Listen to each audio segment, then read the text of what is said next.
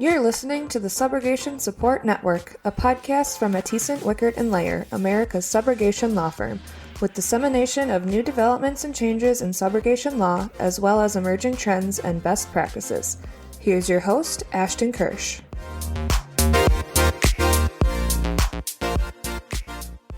Hello, everybody. This is Ashton Kirsch, your host for today's episode of the Subrogation Support Network podcast. Today, we have a great topic. We're joined by Jim Busenlener, one of my partners down in our New Orleans, Louisiana office. Jim, how are you doing today? I'm doing great, Ashton. How are you doing? Doing well. So for the audience sake, I'd love to get a little bit of background information on you. Tell us a bit about yourself, Jim. Tell us what you do with the firm and a bit about your background. Sure. I'm the managing partner of the New Orleans branch office of MWL. We were the first branch office. We're now about 11 and a half years old. In fact, we led the way in the branch offices when MWL decided to go that route. But I was not new to MWL. I'd been the attorney for the Louisiana for referrals for, about 10 years before that.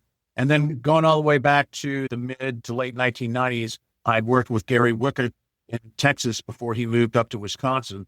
Yeah, subrogation and me and MWL go back a long ways. Absolutely. One of my favorite people to work with down there, for sure. One thing about the best part was that 10-year anniversary the other year. Jim brought us all down, all the shareholders. We actually got to enjoy a parade for Mardi Gras. And I'd never been there before. I honestly had no idea what to expect because you hear of all the craziness for Mardi Gras. And one thing about New Orleans is, yes, of course, Mardi Gras, there's definitely craziness.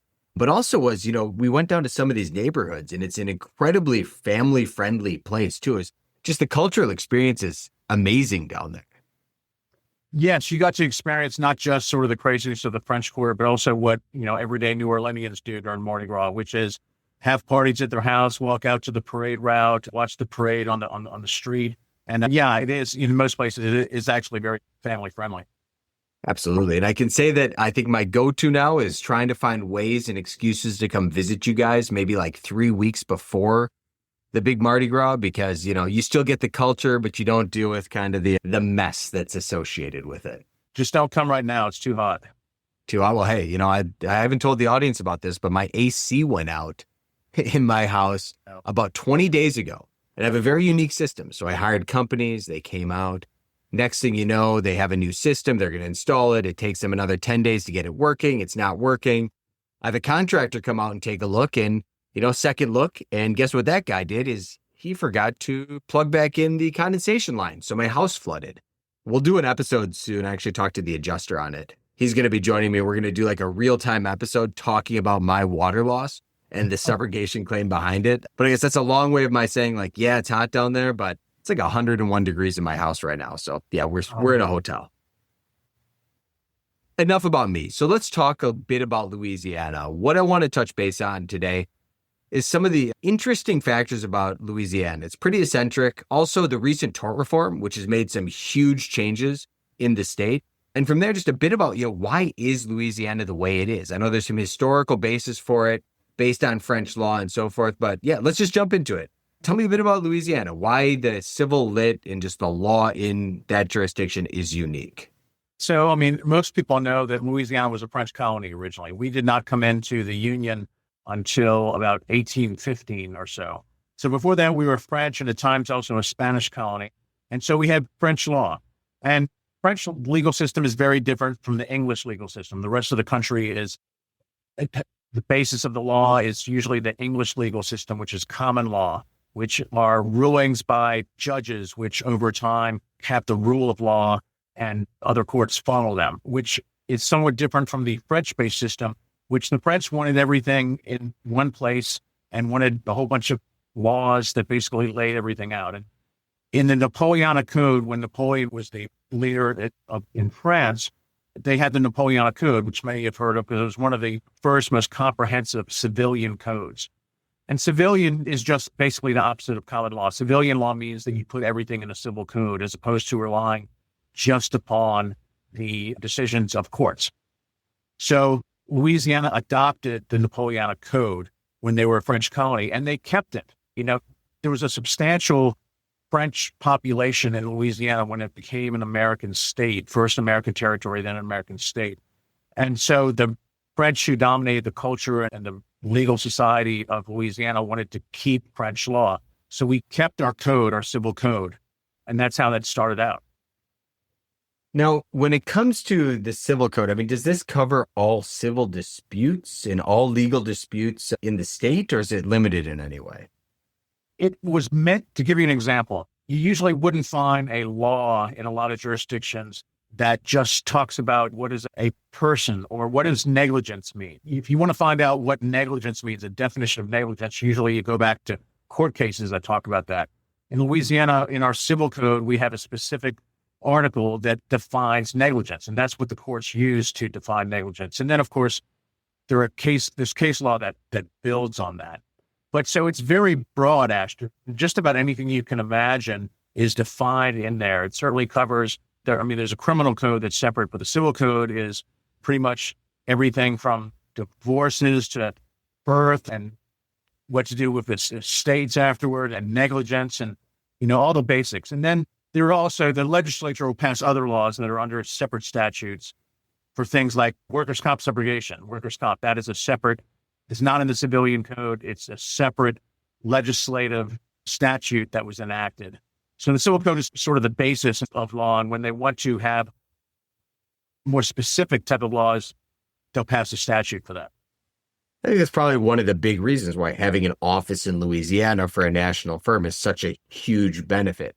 One, and most important, is that we have you, Jim.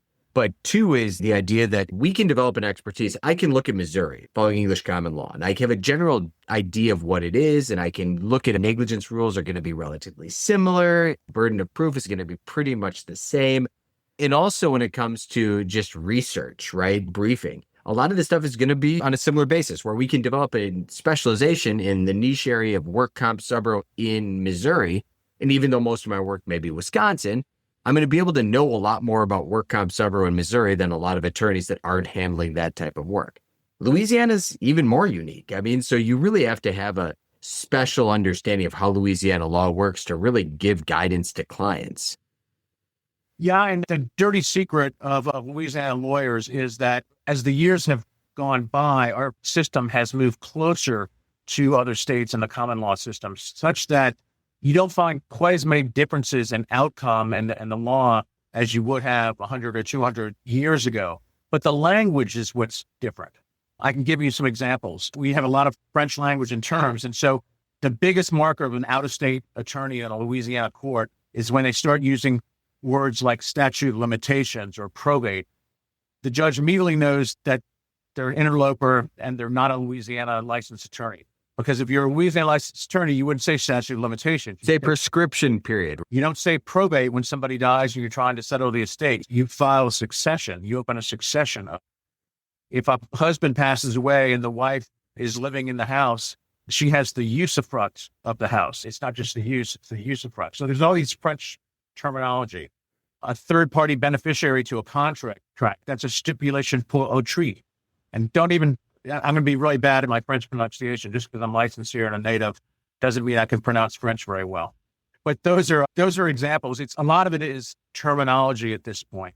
There are things that are different, but not as much as you think. Absolutely. Now, what about when it comes to actually case law? Published decisions from the courts. I mean, how does that differ when it comes to how you're pursuing these cases, how you're working with precedent and so forth? So the basis of Louisiana civilian law is the civil code. So the first thing you do when you're arguing, say, about negligence is you cite the code article and you cite the definition of negligence.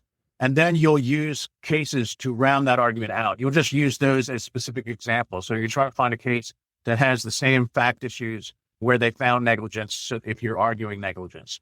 But you have to have the civil code article as a beginning.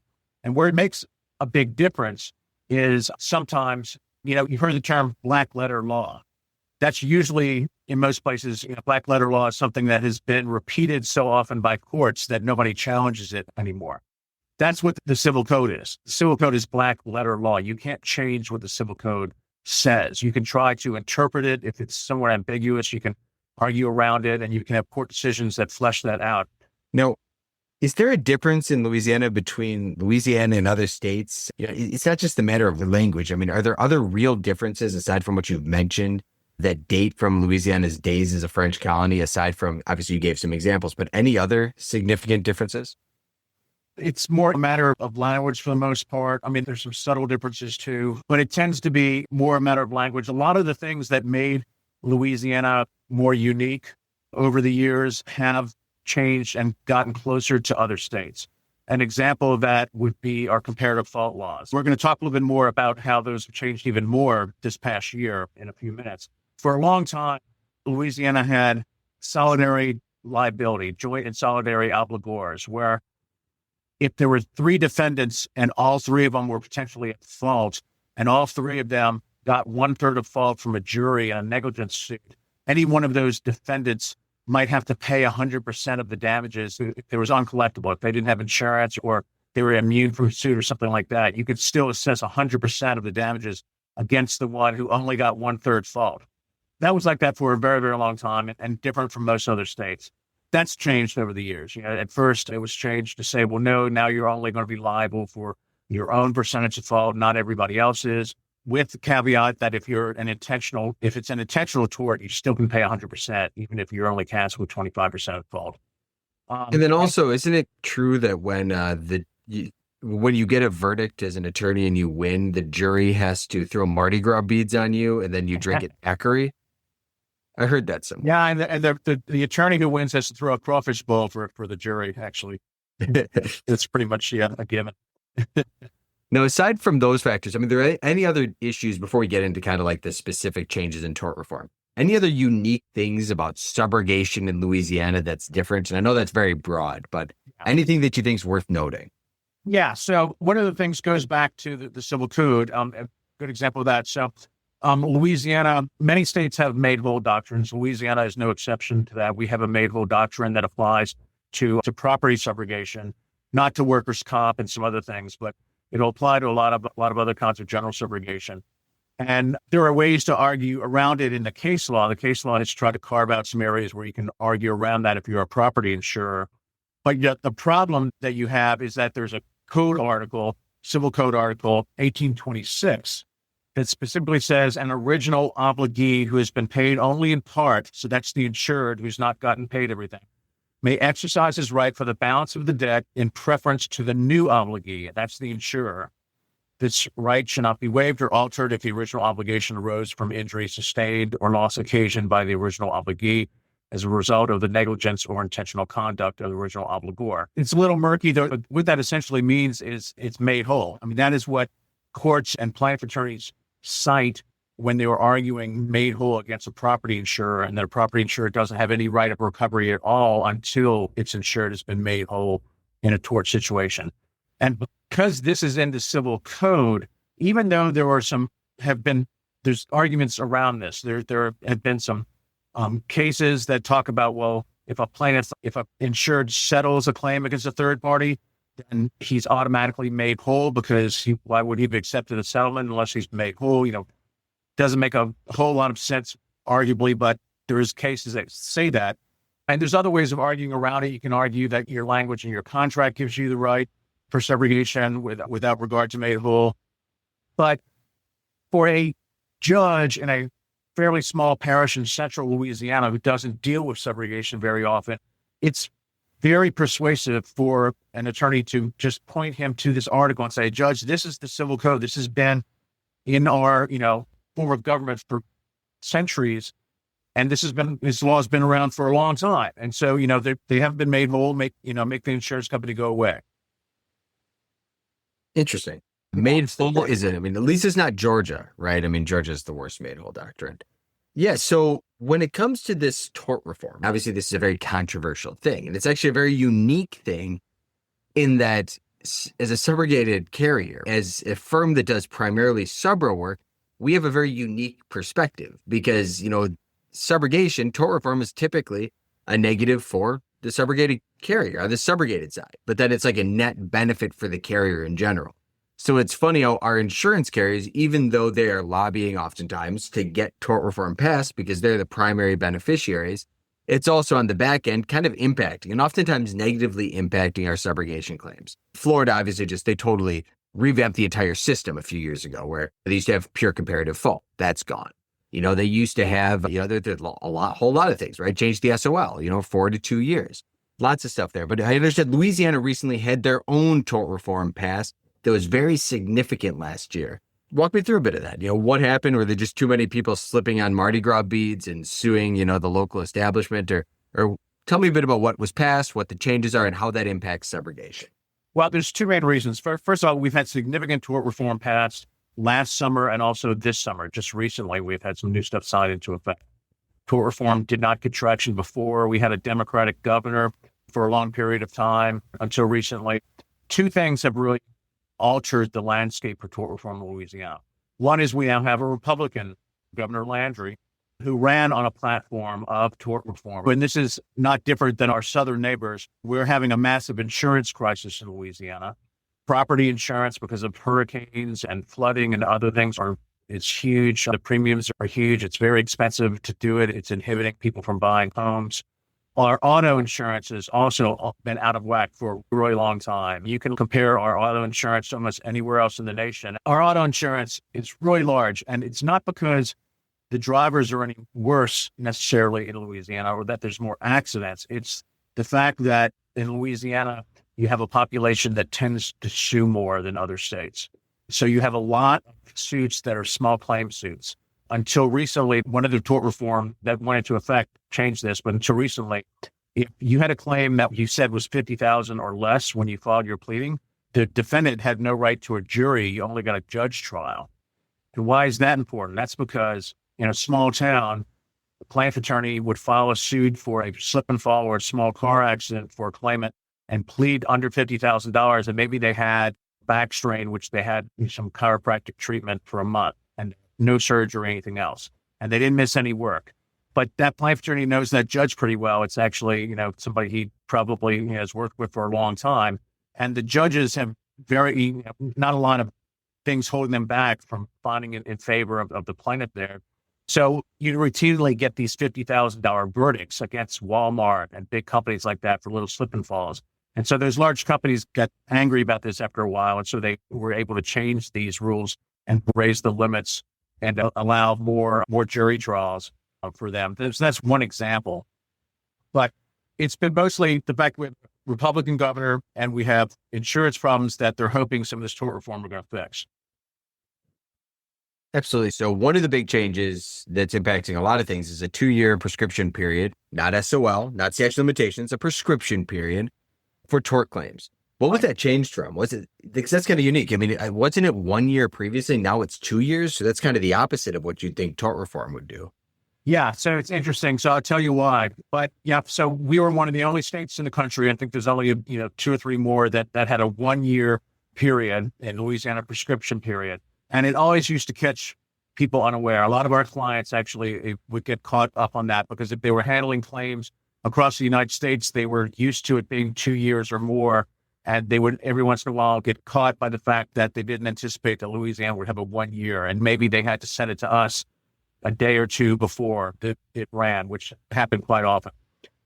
One of the reasons it was tort reform to make it 2 years is because the argument was with a short prescriptive period of 1 year, it forced claimants to really have to file suit where in other states they might not do so because you only have so much time to get your facts and figure out if you have a cause of action and your medical treatment. A decent injury, they may still be treating by 1 year. And so they can't settle the case with the insurance company because they're still treating and they may have a surgery scheduled. So they had to file suit and that raised costs for everybody. With 2 years now, you have a longer period of time to try to settle a case.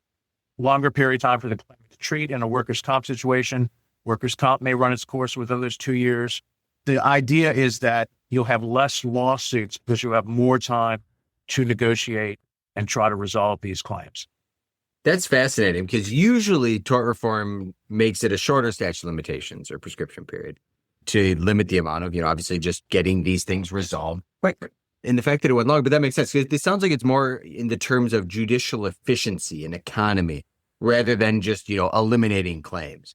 I can tell you, Jim, that I review a lot of cases in Louisiana that the clients send over, and we do probably, at least with the 1 year period, more than any other state, have clients reach out to us with a claim and they're like, hey, yeah, sorry, you had that docketed wrong. The stat on it actually ran, a year ago. And clients are, well, it looks like we need to revamp our system. But there were a lot of claims that are just disappearing because, frankly, the carriers didn't have the organization or the TPA didn't know necessarily what the right approach was. But, I think this is a much more reasonable limitations period, right? It does have some dangers on the subrogation side. And that is that there is a tendency, I think, with some claims handlers for insurance companies or TPAs to think, oh, I've got 2 years. There's plenty of time to resolve this. They may want to wait until in a workers' comp situation. Quite often you see where they want to wait for the workers' comp claim to resolve itself before they start thinking about subrogation and third-party faults. They think they have more time, and so they don't have to pursue subrogation for a while. And the danger, of course, in that is that the longer you go, the harder it is to make a third-party case. Witnesses move, die, can't remember what happened 2 years ago. You can't get that videotape anymore to see the slip and fall. Nothing good happens by a claim just getting older. And then, of course, if they wait and don't send it to us until right before 2 years, same thing, we have the same problem. All of a sudden, we're trying to review and figure out liability for a claim that is almost 2 years old. And it just makes it a little more difficult in that case. So I've been encouraging all of our clients, hey, yeah, you've got 2 years now, but that doesn't mean that you should just sit on claims. You still need to go after them just as aggressively as you did before. Right, because a 2-year SOR prescription period is still very short in the grand scheme of things and in comparison to other states. So we definitely want to get those cases in and over to people like Jim quickly. Another big change, which I think is, probably one of the most significant for subrogation at least, is just like in Florida, what happened is you went from a pure comparative state to a comparative fault state with a 51% bar or recovery bar. Pure comparative was, huge because you could have cases in states like Florida, Louisiana, where our driver was 80% at fault, but damages were high, so we could still recover the 20% from the third party. Is my understanding correct? Was that the change from pure comparative to 51% bar? Yeah, huge change in Louisiana. Never had that before. And that is one of the things that plaintiff attorneys, the plaintiff bar has been fighting for years, that coming along, but it passed this year. So that is going to have a big effect, as when you're a defense attorney and you can argue, hey, even if this is a 50-50 case of liability, if you get 51%, you get nothing. You go away, and you've got to factor that into it now. And plaintiff attorneys, if they're going to fund a case and push it to trial, have to factor that as well. Of course, they've had a similar bar in Texas for quite a long time. And there's still, Texas is still a hotbed of litigation, and there's a lot of large claims there. So it's not going to completely, kill claims off. But I think it's going to, the purpose of it from the tort reform perspective is to make plaintiff attorneys think twice about taking some of these claims that the insurance industry would call frivolous.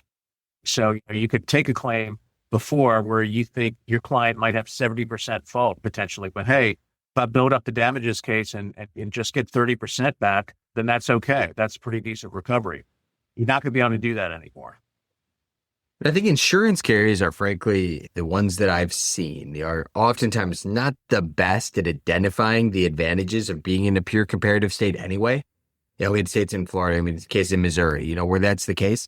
And they still were considering it as kind of a 51% bar where they really weren't pushing those other ones. And I've done trainings for them before to say, hey, our job as subrogation is to truly think like a plaintiff's attorney. Is it the right way for the law to be? Probably not.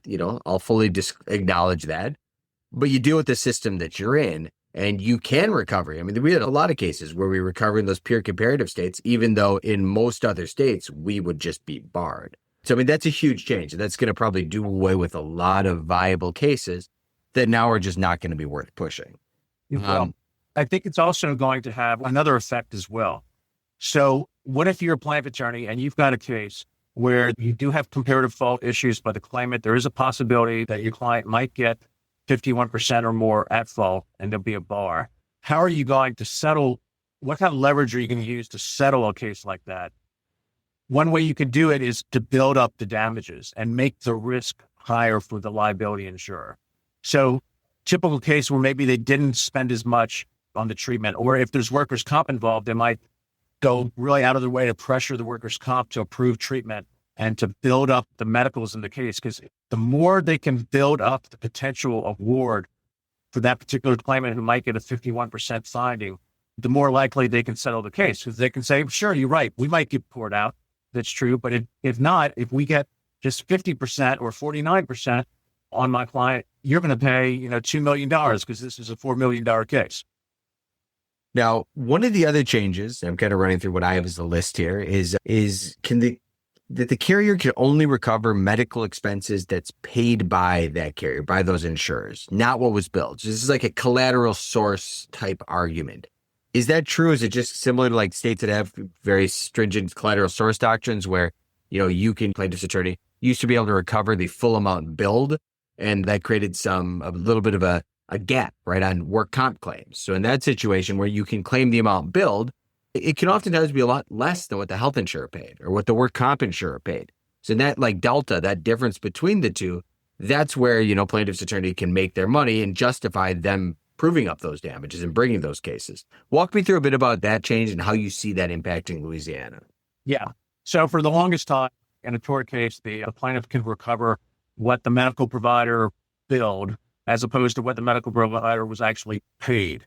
And so in a workers' comp situation, workers' comp might have paid 2/3 or maybe even pennies on the dollar of certain of the provider charges, depending on what it was. But the workers' comp carrier would have their lien, they get their money back, but the plaintiff would get more because the jury would only see the amount that was billed and be awarding that if they were deciding that was a reasonable amount. Then there was a change about 3 years ago where just in a situation where workers' comp was involved, they said that what the workers' comp carrier had paid was what the jury was going to be allowed to award, not what the medical provider was billing. And so that was a big change, but that was just for workers' comp injury. So it didn't involve just sort of a typical motor vehicle accident where health insurance is paying or something like that. It was only regarding the workers' comp. This year, they expanded it. I guess they liked how it was going because they expanded it now, and it now covers everything. So now it's just what is paid for the medical expenses, not what was billed. So now it's going to be interesting what you're going to see. I think you're going to see more well-funded plaintiff attorneys funding medicals themselves versus turning it over to insurance. Sometimes if they think they've got a really good case and they hire all the doctors and pay for the surgeries and stuff, and they'll pay the higher rate, or they'll keep it open and negotiate. They'll have the bill and they'll have a letter of protection or something like that. But then they can argue and try to put the full amount on the jury form. You might see some more of that in certain cases. Oftentimes, the way these plaintiffs' attorneys formulate their demand, the way that the liability adjusters, defense attorneys come to terms with the valuation, is it's a multiplier on specials, right? So that multiplier on specials is going to be very different, right? I mean, it's going to take a lot of these cases, maybe smaller slip and falls, more marginal auto soft tissue collisions, where, now the comp carrier is going to be asserting a lien for a significant amount, or the health insurer, they're going to get a significant amount back.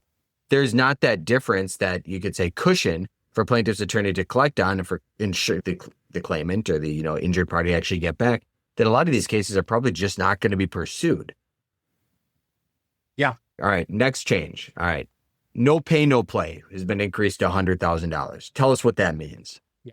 So no pay, no play in Louisiana, similar to a lot of other jurisdictions. It's tort reform that was enacted because when people are uninsured, they didn't want people who weren't even meeting the minimum liability insurance to be able to file suit.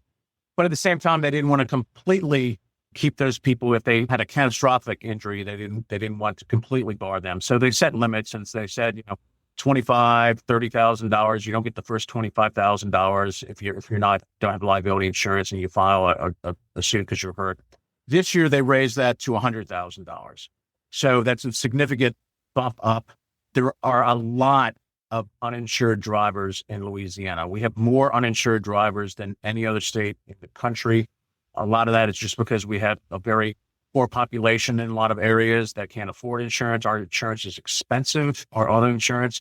So there are a lot of people whose insurance lapses or just don't have it. It is significant tort reform.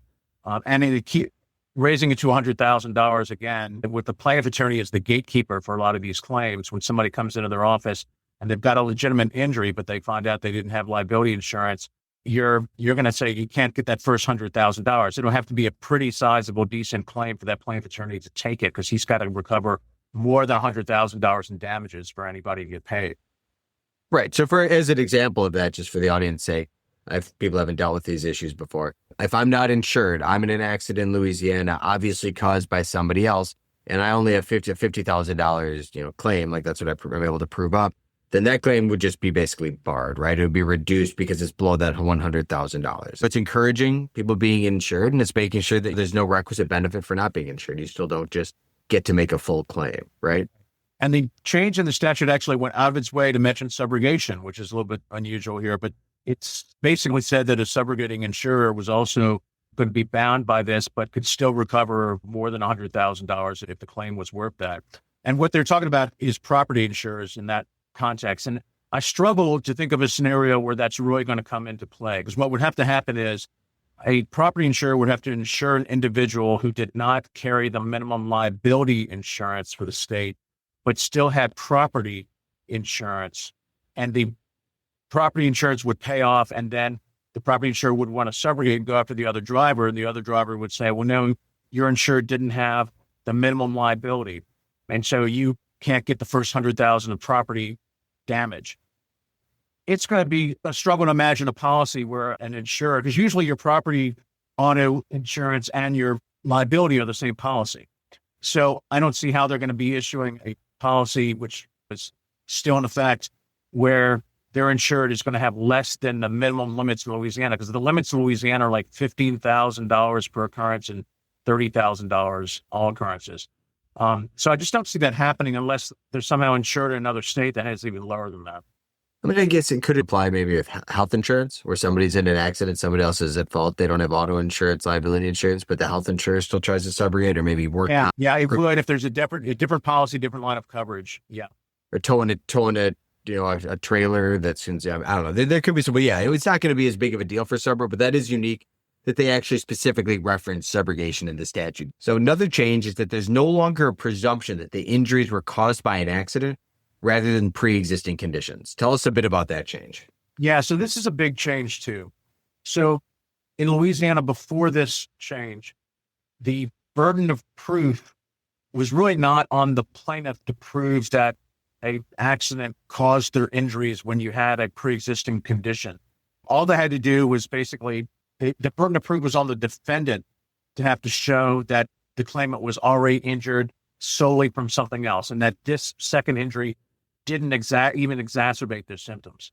So it's very easy. All the plaintiff had to do was get a doctor to say, yeah, they were, they were in this accident, they had an injury. I can't say exactly what was from before, what was after, but they definitely, had at least an exacerbation of their injury, the first injury from the second. That's all you needed. That was enough. Now the burden of proof is going to shift where it really should be, but it's going to shift on the plaintiff, and the plaintiff is going to have to affirmatively prove that everything they're claiming came from this incident, and have to disprove the fact that it may have come from a prior injury or a prior accident. Okay, so it shifts the burden of proof. I mean, okay, that one makes a lot of sense. And then the final one on this list is that undocumented immigrants are restricted from general damages in the auto claim. What exactly does that mean? Obviously, it seems pretty straightforward, but I'm interested in kind of that seems like a pretty controversial one, right? I mean, is there a lot of pushback on that? And, how does that actually apply in general? Well, it's a pure political move. I mean, obviously, undocumented immigrants are in the news a lot right now. There's a lot of states that are enacting measures to restrict immigrants in general.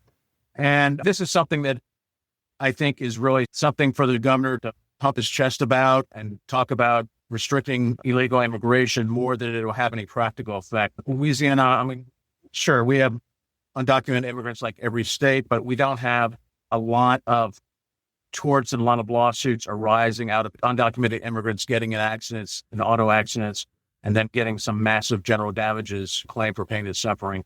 So this isn't going to affect really tort reform or your insurance claims that much. It's just something for the governor or the legislature to say they did.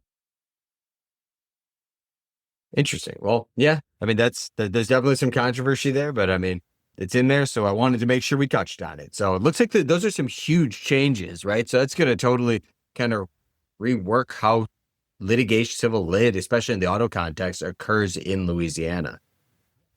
Yeah, definitely. They really did actually try to target things that, I mean, their main concern is they wanted to reduce the number of suits and number of claims.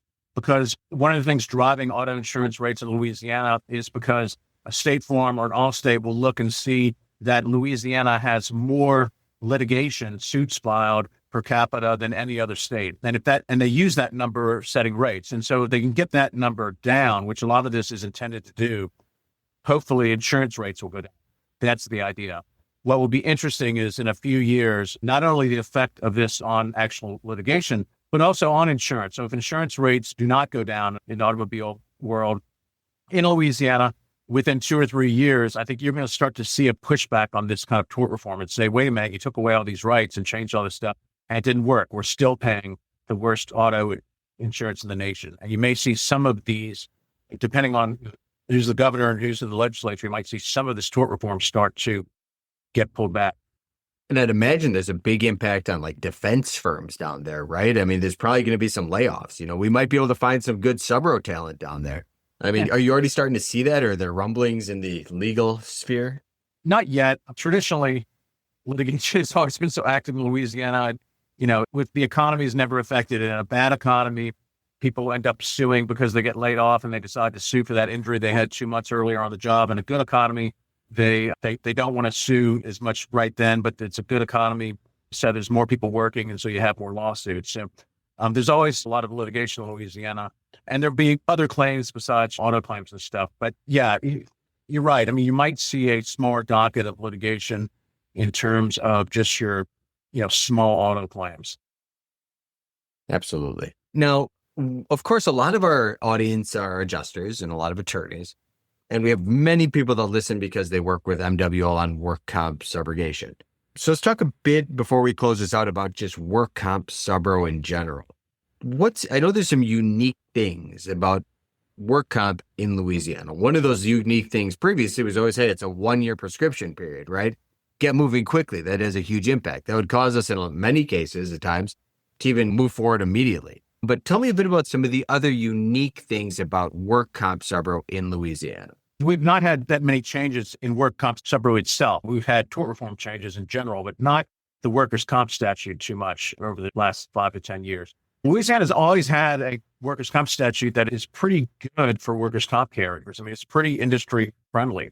Workers' comp carriers have their own independent cause of action. They can sue the day after an accident if they want to. They don't have to wait for the claimant to bring their own suit. And there are a lot of carriers that are aggressive in Louisiana and routinely bring their own suits as opposed to waiting to see if a claimant's going to do it. And there's a well-trodden path for that. You don't have defense attorneys filing exceptions and no cause of action, stuff like that. I mean, everybody recognizes the insurance carrier, workers' comp carrier has the right to do that. Whenever the comp carrier or if the claimant files suit, they're supposed to send a copy of the suit to the other one. So that's the other thing that's good. A lot of times in other states, a comp carrier has no idea that the claimant has filed their own suit and doesn't have the opportunity to intervene in it, or maybe even will miss out on a reimbursement of a lien because they don't even know a suit has occurred or that the claimant has gotten a third-party recovery. In Louisiana, they have to send notice of it or they risk their future workers' comp. They can be barred from future workers' comp if they don't comply with the statute. The workers' comp carrier has to do the same thing. They've got to send a copy of anything they file. Another thing's unique is a workers' comp carrier in Louisiana does have to intervene if they receive notice that the claimant has filed a third-party suit. And they have to do so within a reasonable amount of time. This is not in the statute particularly, but there's case law that say that the comp carrier has to intervene within a reasonable amount of time or risk waiving their lien. And we actually just revamped our chart on the website. We have all 50 states rules on whether to intervene, what to do. And it's a mix between, no, maybe, must, right? And Louisiana is a must state. And we have a lot of clients who will come to us every single month. We get at least a few where they're coming and saying, hey, plaintiff's attorney was going to protect our lien. That's what we do. We trust plaintiff's personal injury attorneys because that's a great idea. And then next thing you know, they settled around us and we didn't get anything back. They're saying our claim's barred. It's like, well, you should have got to counsel. Well, it's like, well, we didn't want to pay an attorney. It's like, well, you're now out of luck. From what you're saying, you have to intervene if a lawsuit's pending. Yeah, I mean, that's what the law says. Now, another thing that's unique that I'm aware of, and you and I have talked about this quite a bit, is kind of how a lien, and this isn't the same in all states, right? This is pretty unique to Louisiana. Maybe a few states also follow this, but it's the idea that your lien can be directly reduced by the claimant and the employer's share of fault. How does that work in practice? Case goes to a jury. Defendant is going to want to have as many other potential people to put fault on. And that's usually going to include the claimant himself, the comparative fault for the accident. Also, quite often the employer, even in a situation where it's an industrial accident and a third-party contractor has done something that knocked the claimant off a rig into the ground and injured him.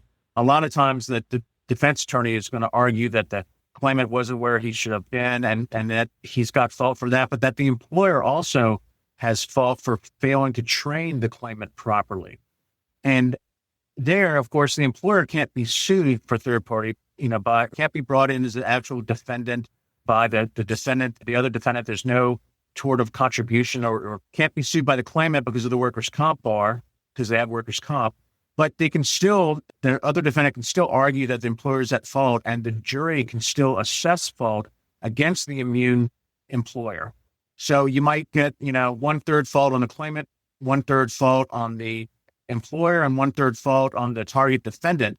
And in that case, the claimant's not over the 51%, they can still recover. But the workers' comp lien, you got a $100,000 lien, let's say, is going to be reduced by 2/3 right off the bat there, because it's reduced by the statute, by the claimant's comparative fault, and by the employer's fault. So right away, instead of $100,000, you're talking about $33,000. And then you've got to also potentially reduce by attorney's fees and costs if you didn't have your own attorney involved actively, and the claimant's attorney is the one who made the recovery.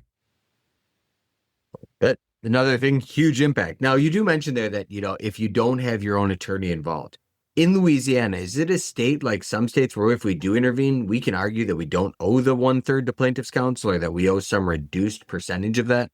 Yeah. And again, it depends. Yeah, that's in the statute, and everybody knows that. Everybody's familiar with it. It's not like some states where that's kind of in the law, but nobody pays attention to it, and everybody expects a full 1/3 all the time. It just depends on the activity level of the workers' comp intervening attorney. And if you're helping to drive the case, if you're helping to recover and build the case, there's some cases that it makes sense for us to do that. There's other cases it makes sense. If there's a bad liability, a small lien, we're probably not going to do that. We're going to more sit back in that case. But good liability, large lien, we're going to be working with the plaintiff attorney, trying to build up the case, and then arguing, right, that a full third should not come off. And let me go back a minute to that reduction for fault. And one reason why you really need to have counsel involved, other than the fact that, you have to in order to intervene. But in a mediation, I see plaintiff attorneys do this all the time. In a mediation in these kind of cases, they'll call up the comp carrier. If the comp carrier is not represented, and say, listen, yeah, you've got to reduce by at least 2/3 because this is the fault. My guy's going to get hit with fault. The employer's going to have 50% at fault or whatever. And they're arguing this stuff. And the adjuster sitting in Minneapolis or whatever, who's not been involved in the case, who's not had an attorney involved in the case, is not going to have anything to combat that. They're not going to have enough information about it. The reduction for employer fault and comparative fault is something that happens at trial. The plaintiff attorney, at mediation, he's just arguing what might happen at trial, which is fine. But he can't settle the case and then call up the comp carrier and say, you've got to reduce based on employer fault, comparative fault of the claimant. Because at that point, you can't try the case. He settled it. And this case law that's come out recently, you can't have some sort of separate new hearing all of a sudden just to determine the comparative fault. They'd say, hey, I'm going to have the judge, rule on what the fault would have been. Then we're going to, strike the lien, or we're going to reduce the lien down by a lot. You can't do that anymore in a settlement. And those are the kind of things that you need an attorney there at mediation arguing on your behalf if you're a workers' comp carrier. Well, so while you're explaining that to the audience, I've always had a question in my mind, and I've always meant to ask this to you. So I'm going to ask this to you now and tell you kind of what I found. I've always wondered with, you go to Mardi Gras. If anyone in the audience has been to Mardi Gras, there are beads everywhere. I mean, it's basically as if it snowed beads. and people are slipping, falling. I almost, broke my neck slipping on like a very, it's probably like an inch wide diameter necklace, that was, on the ground. So I looked up and I was curious. I was going to ask you, Jim, like if you've ever handled a case, I was going to put you on the spot and say, have you ever handled a case where you're trying to subrogate against somebody for throwing a bead, or a restaurant or something where the beads weren't cleaned up? And I just quickly Googled it. And I see that Louisiana law, they have a specific statute, 92796, provides immunity to Mardi Gras crews for damage caused during a parade. That's fascinating, right? I mean, so the crews are basically the parade, the groups that coordinate the parade. You've walked me through that before. There's a statute that's been on the books for a long time that gives immunity to the crews and the crew members, because otherwise you wouldn't have Mardi Gras. I mean, every 5 minutes in a parade, somebody gets hit in the face by a bead. You're basically, if you are a participant in a Mardi Gras audience and watching a parade, you are assuming the risk of getting struck in the face by a big pack of beads or something else happening like that. I think there's probably some situations, same thing if you go to a baseball game, you're assuming the risk that you're going to get hit with a ball in the face if you're talking to somebody and not paying attention to the game and a ball gets hit in the outfield. You can't typically sue for that kind of thing. It's my understanding, same kind of statutes. And the city who coordinates Mardi Gras and has, coordinates the route and things like that, they can't be sued for that kind of stuff either. And even if you could, the city doesn't pay claims except when money is afforded to do so, and it takes like 10 years to do it, so it's not worth it. So yeah, there's not many claims that come out of the Mardi Gras context. Interesting. I love Mardi Gras. I'll make sure I'm down there, my 3 weeks beforehand. Hopefully, as the years go forward, it's a good excuse to see you and the team. Now, Jim, thank you so much. Any other comments or anything else you wanted to talk about before we close out the episode? No, just, we should probably do this again in a couple of years and see what this tort reform has done, how it's affected the practice, how it's affected the insurance industry.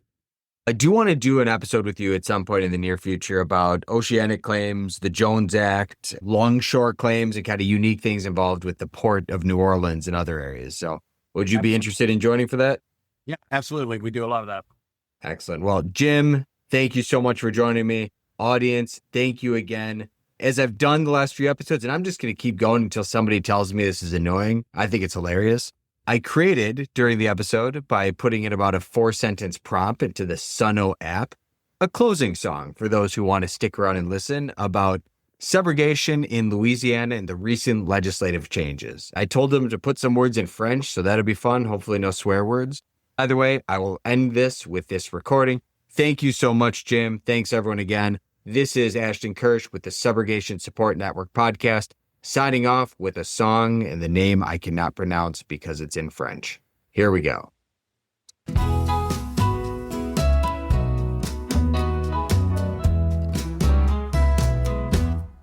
There's a place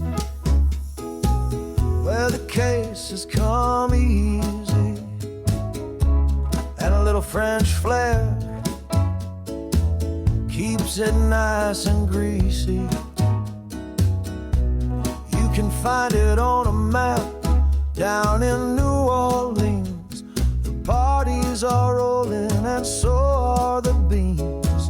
In Louisiana, it's laissez les bon temps rouler. Laissez les bon temps rouler. In the courtroom, it always goes my way. I'll never leave as long as I can stay in Louisiana. It's laissez les bon temps rouler.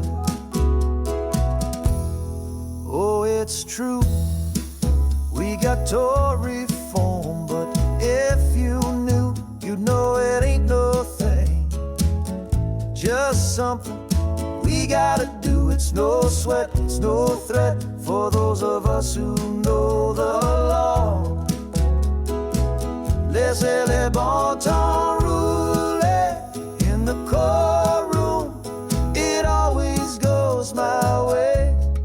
I'll never leave as long as I can stay in Louisiana. It's laissez les bon temps rouler.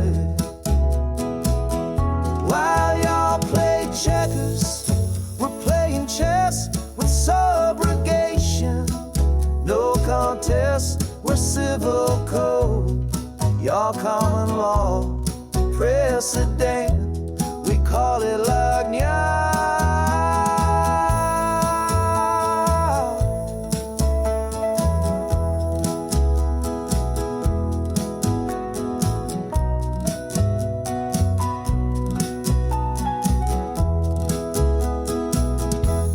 You know Jim Busenlener, he gets things done.